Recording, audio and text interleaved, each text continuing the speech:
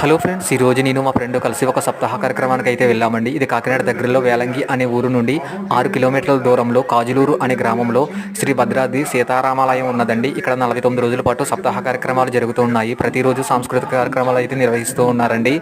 అలాగే ఇప్పటికీ 6 వారాలు అయితే అయినాయి అంటండి. ఇంకొక వారం అయితే ఉన్నది. మేము 6వ వారం అని చెప్పి వెళ్ళాము. ఇక్కడ సాంస్కృతిక కార్యక్రమాలు అయితే చాలా బాగా చేస్తున్నారండి. ఒక చిన్నారి నృత్య ప్రదర్శన అయితే అందరినీ చాలా బాగా ఆకట్టుకున్నదండి. ఈ అమ్మాయి చాలా బాగా నాట్యం చేసింది. ఫ్రెండ్స్, ఒకసారి మీరు కూడా చూడండి. ఫ్రెండ్స్, మీరు నా వీడియోని లైక్ చేసి కామెంట్ చేసి సబ్స్క్రైబ్ చేసి నాకు సపోర్ట్ చేయండి. Friends, please subscribe my YouTube channel R R Godavari Telugu.